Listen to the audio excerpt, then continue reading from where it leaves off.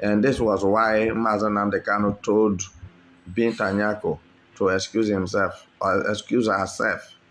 She should rescue herself from this case, because since she has been on this case, she did not openly said this man didn't commit any offense. I didn't see anything he committed. So for this reason, if you people are continue tossing him up and down, so my hand is not there. So I didn't see anything evil he committed. But rather, when they push Mazen Namdi Kanu back to her, she will look for 2 or 3 allegations. She will look for 24 allegations.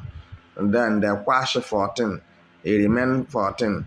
It remain 10 and 2. So just like that.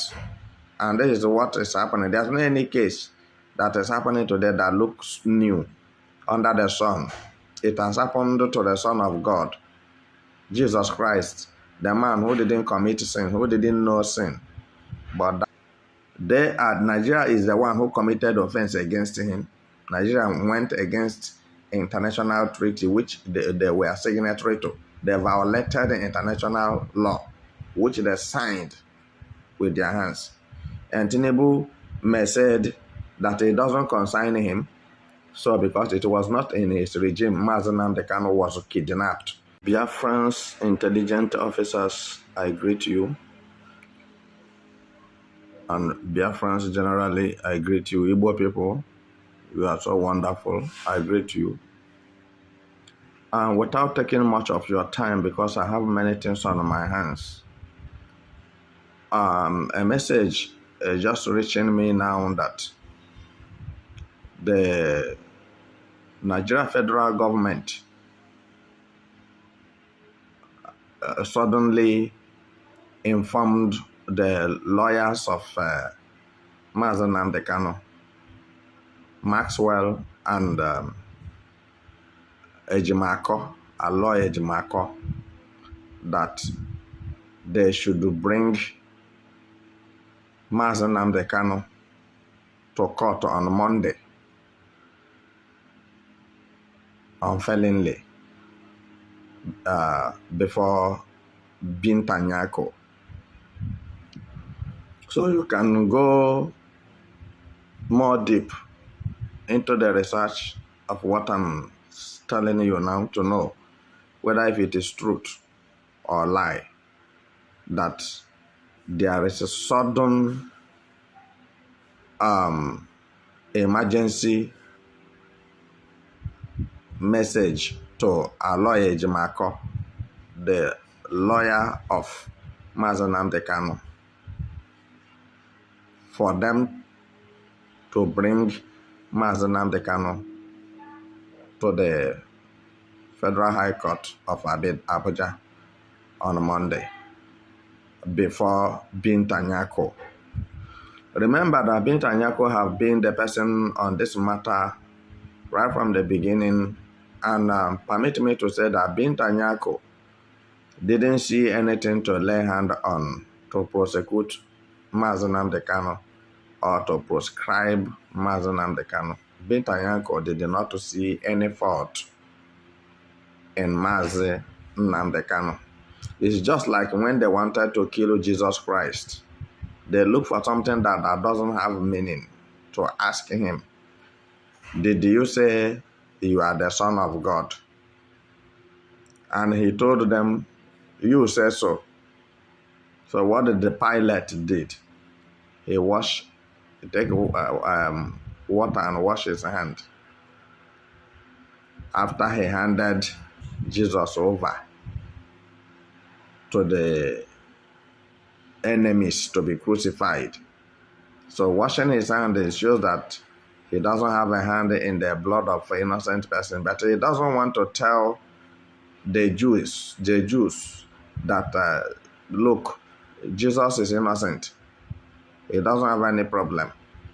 So, but because of wickedness of a human being, he was there asking them, should I release Jesus for you, or should I release the armed robbers for you to kill?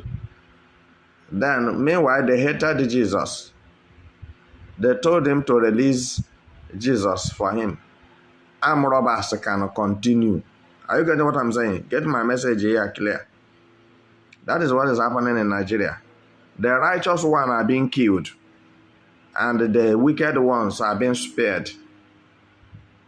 I mean, armed robbers, terrorists are being released, armed with military uniform and high gadget, AK-49, and the rest of them. Meanwhile, the people who said, stop killing people, were arrested and jailed for 10 years, 20 years. Probably some of them have died and nobody knows. And they kill some of them without looking back. That is impunity. No justice in Nigeria. And the judiciary should have been the hope of the less privileged, but today it is not like that. You can't get justice in Nigeria. And this was why Namdi Kanu told Binta Nyako to excuse himself or excuse herself. She should rescue herself from this case, because since she has been on this case, she did not openly said, this man didn't commit any offense. I didn't see anything he committed. So for this reason, if you people are continue tossing him up and down, so my hand is not there. So I didn't see anything evil he committed. But rather, when they push Namdi Kanu back to her, she will look for 2 or 3 allegations. She will look for 24 allegations. And then they quash 14. It remain 14. It remain 10 and 2. So just like that. And this is what is happening. There's no any case that is happening today that looks new under the sun. It has happened to the Son of God, Jesus Christ, the man who didn't commit sin, who didn't know sin, but died for the sinful people. So, but Namdi Kanu will not die. So, but this very issue of sudden bringing him to the court on Monday, I'm not comfortable with it. I know that some Igbo people have been going to Tinubu and begging him. And I know that recently the so-called Petamba from Enugu State said he went and begged Tinubu. And I know that Senator Enyinia Baribe said that he has hope that very soon Namdi Kanu will be released. But for long we have been hearing this, and there's no iota of truth, and there is no any positive move, because they are the one who arranged for him to remain there. I will not put it on the head of Tinubu, but why I would blame Tinubu is that Tinubu have looked into this matter, being an old man, and know that this matter have no judiciary stand. So there's nothing law can do about this than to free this man. He didn't commit any offense. As categorically United Nations have stated that Namdi Kanu should unconditionally released and compensated for tarnishing his image. But the Nigeria government by Buhari decided to keep him there incommunicado after kidnapping him from Kenya for barely 5 years now. So are you keeping him for what? And when Tinubu came in, many people have gone to beg Tinubu. Tinubu refused to listen to what anybody is saying. So the lawyers of Namdi Kanu have talked to Tinubu to release Namdi Kanu that he didn't commit any offense. Tinubu refused. So what I want to say now is that whenever you are enemy, you see your enemy coming to make peace with you, be careful. That may be your end. That may be the period he will kill you finally.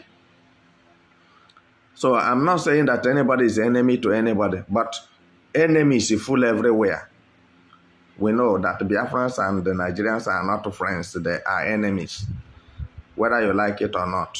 If not, nothing should have kept Mazen Namdi Kanu incarcerated in the DSS custody for 5 years for no offense. No offense. Nigeria is the one who committed offense against him. Nigeria went against international treaty which they were signatory to. They violated the international law which they signed with their hands. And Tinubu may said that it doesn't concern him. So because it was not in his regime, Mazen Namdi Kanu was kidnapped. But logically, anyhow you like, you look at it, that Nigeria still remains one. That DSS is still one, whether you like it or not. And Asoro could still remain one. And that chair you sit down still one. It didn't change. So the only thing that changes is the structure. But on the other hand, the inner being of Buhari is still inside the Tinubu. But what I'm trying to say is this. Does it mean that the Tinubu want to release Mazen Namdi Kanu on Monday? That is my question. And another question I want to ask, because they injected Mazen Namdi Kanu with bad medicine at Kenya, in Kenya. So now it's heading to 5 years. Does it mean that it is time for him to die? And that is why they want to release him now? Because the medicine I know, as a pharmacist, as epidemiology, I am. The medicine I know that they will give to you, it will last for 5 years in your body. You die. You will not cross that 5 years. Is it what they are now trying to do?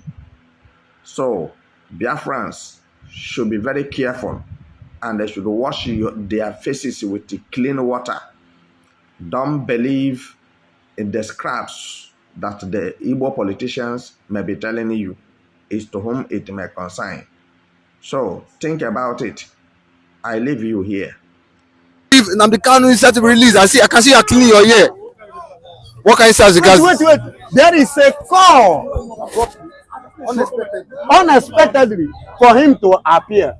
Definitely there is a call from abroad. And you know, somebody in power now is Mr. No Nonsense. And there is a handwriting on the wall which Mr. President will not like to engage himself.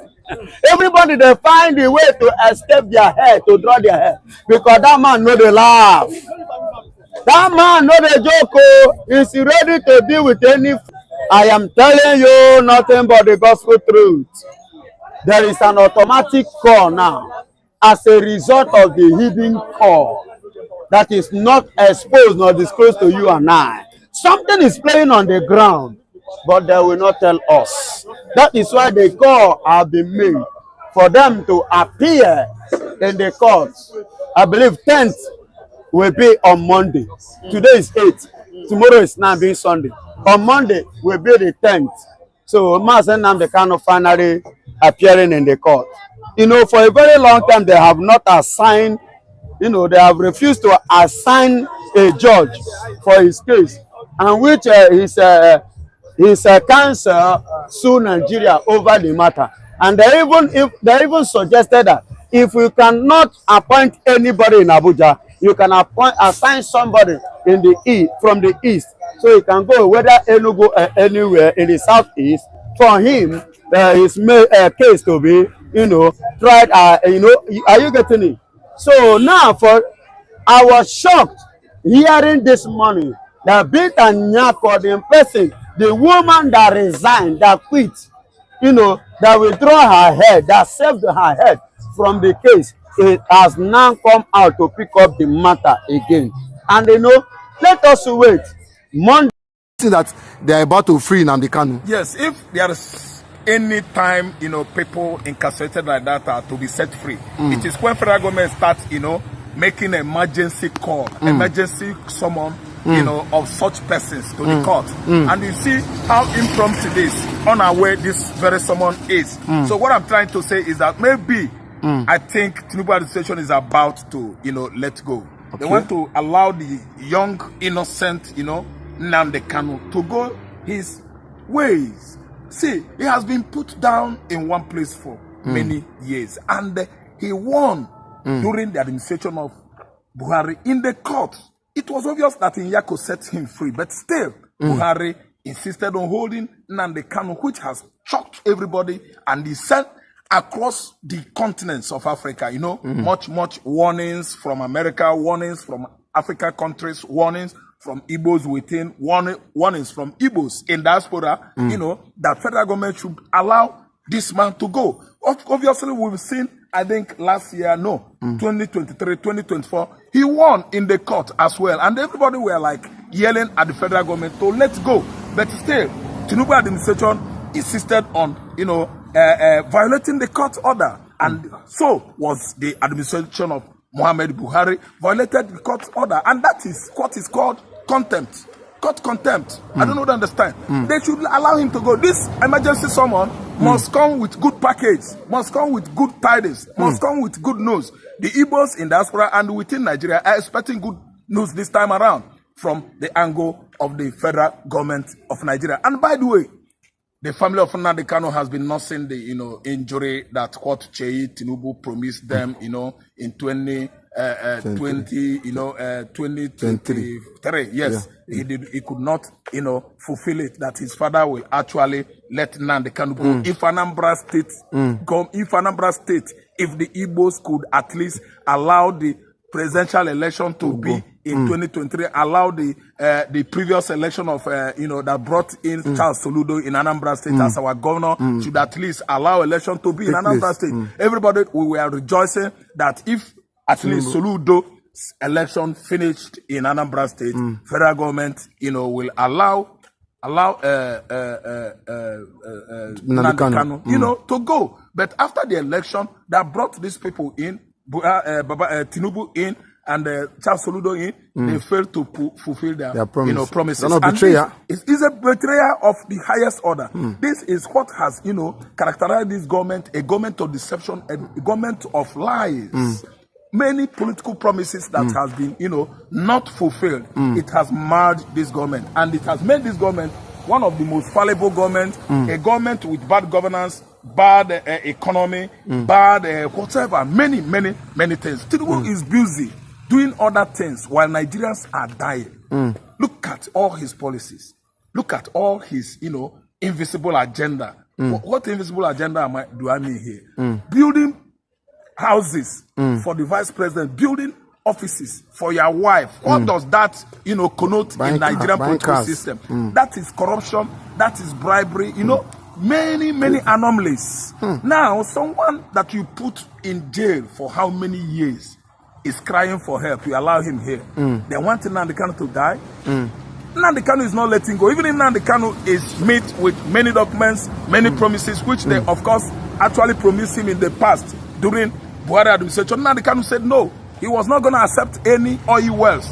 They've come again. Just 3-4 days ago, they summoned him, at a particular place. Very secret court. If you ask me, it was a court sitting. Promising him many things, coming with many documents, allowing Nnamdi Kanu, to sign those documents under duress.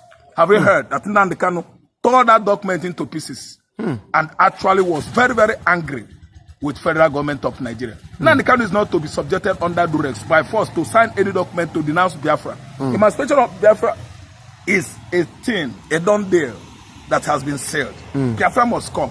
No amount of juicy promises is going to stop Nnamdi Kanu from, at least fulfilling this purpose. After all, his mother, his father, while dying, he actually promised his father and mother that he will give them Biafra in their spirit world. Yes, Kanu promised his mama Biafra, Kanu's mother. Mama Biafra, that's what we call the woman. Okay. We address him as Mama Biafra. That he, Kanu, must give her Biafra. So tell me, if somebody who lost his mother and his father as a result of trauma, they went through so right on the compound of Mazen Nnamdi Kanu, they disalive at least 5. They buy many youths, many Nnamdi Kanu's followers, simply because Nnamdi Kanu then were not being instructed by United Nations to start using arms. Nnamdi Kanu was agitating exactly how Refusal was doing and agitating for his, group called Mazop. And these Muslim groups, as a result of at least armlessness, without guns, without sticks, they were pied, disallowed, and demised by federal government, federal government of Nigerian military forces. Even the police could not even show some sympathy to these Igbo youths. They killed them in their large numbers until when Nnamdi Kanu, at least after the military onslaught on Mazi Nnamdi Kanu's compound, that killed even his dogs, even some animals on the compound, up to 38 boys following Nnamdi Kanu, IPOB members, were disallowed and neutralized by military forces of Federal Republic of Nigeria. So, what am I trying to say here? Nnamdi Kanu's father died as a result of the military onslaught conducted by, Muhammad Buhari's administration, tagged Operation Egweke.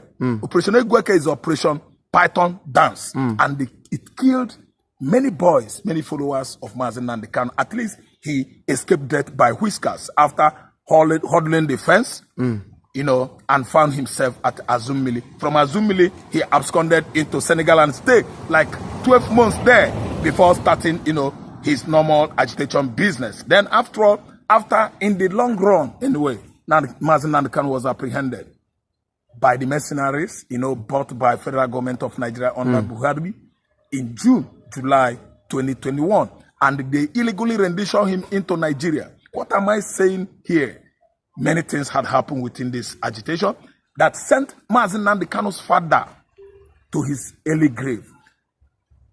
His Royal Highness Eze Kanu, the biological father of Mazi Nnamdi Kanu, died as a trauma of the military onslaught Buhari administration conducted on his palace. It is an abomination. It is a sacrilege. Abominable act in Igbo land. You don't slaughter, you don't demise, you don't neutralize, you don't at least spy anybody on the palace of the king in Igbo land. It is our against tradition. It is against our customs and tradition in Igbo land. So that's why, as a result of this trauma, His Royal Highness Eze Kanu, gave up to his spirit. He died. And I'm telling you that the mother of Mazi Nnamdi Kanu, again took ill as a result of what happened. Obimbawa is just like that trauma, and if somebody is being hypertensive or something like that, it can contribute to death. And she actually died in Germany. And then Nnamdi Kanu promised him that he's going to give him Biafra, because the woman actually charged Nnamdi Kanu to make sure that he succeeds. I don't know what I understand on this struggle. And that's why both, couple, parents just actually died as a result of that military onslaught on the compound of Mazi Nnamdi Kanu. And I'm telling you that currently this sudden summon to the court that they want to see Nnamdi Kanu again. I hope he's coming with many promises. He's coming with many,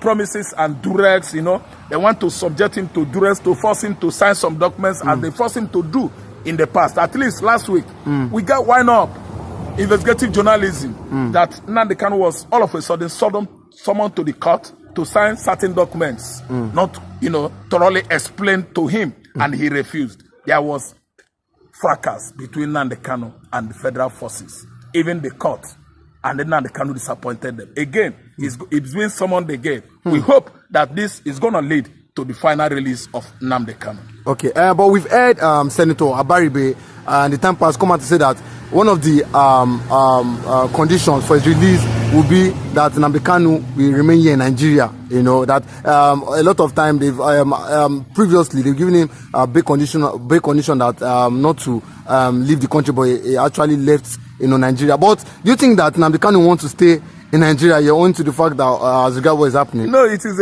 an infringement on his fundamental human right. Yes, fundamental right. You don't tell somebody, you can't leave your country, sit in your house. No, that is called house arrest. And he shouldn't be subjected to that kind of punishment because he has not committed any crime that warranted, putting him down in his house, sitting dormant, doing nothing to stop him from continuing his Biafra agitation transaction. So Abaribe is at least I know he's a good lawyer, a competent one. I don't know why he just come out to, be blabbing like that, dragging the table. Wobbling the table cannot help Abaribe. Nnamdi Kanu must be moving freely all over the world. Why should Nnamdi Kanu leave Abia? Nnamdi Kanu is constantly, patronizing the Wailing Wall of Jerusalem, where he often pray and at least fast. I want to educate everybody that Mazi Nnamdi Kanu is a Judaist.